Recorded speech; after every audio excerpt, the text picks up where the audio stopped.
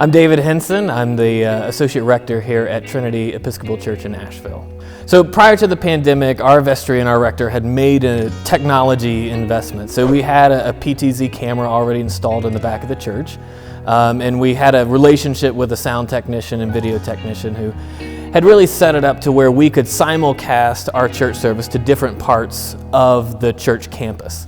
So our live streaming kind of has transformed since that first Sunday. Like a lot of churches, we spent a lot of time trying to figure out what we were going to do and how we were going to do it. The rector here, Scott White, and I started to plot how to improve, strengthen, and evolve our live stream to really meet our parishioners where they were in their homes or wherever they wound up worshiping with us via live stream.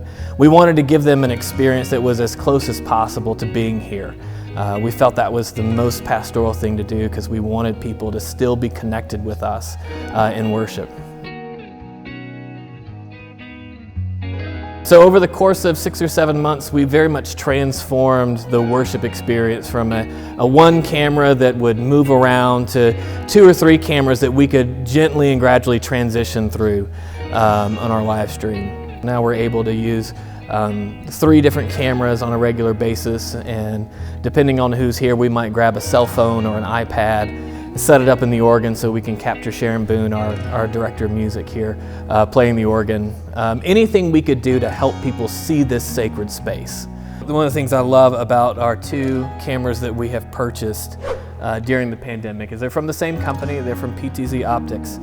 And PTZ Optics, this is one of the great benefits of going with a company that has experience working with churches, is they have some very simple interfaces for controlling their cameras.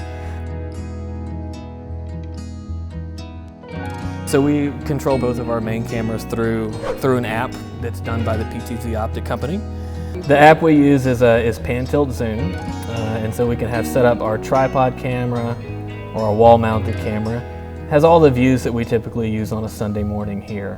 When we decided to add a secondary camera, we ran into the issue where when you have 2 cameras going at the same time but one audio source, the audio and the video often are not synced. I found Livestream Studio. It is a subscription-based program, so it does cost every year. But the great thing about it is with the click of a button, it syncs all of your audio tracks and all of your video tracks together. So that even if I were not here and even if everybody who was experienced in it was here, we could still figure that out in a fairly simple way. As we began to kind of meet in person some, and as we began to kind of open up a little bit over the summer and during the warmer months, we began to realize that we would need more than just me with the kind of technological know-how to do this. And so we began to recruit from the parish and from outside of the parish, and we have a small cadre of folks who can run the live stream at various times, which frees me up to do things that are more traditionally associated with the priestly vocation. Now we have set up throughout the campus various ways in which we can stream throughout the campus with power over Ethernet cords, so we minimize the cords that we have. And so if we have to meet outside, we can stream there. If there's an event outside, we can stream there. It's just it's a way to prepare our church for whatever future there may be. I think the first thing I would say to someone who is getting into live streaming with their parish or wants to evolve their live stream is that there are going to be mistakes.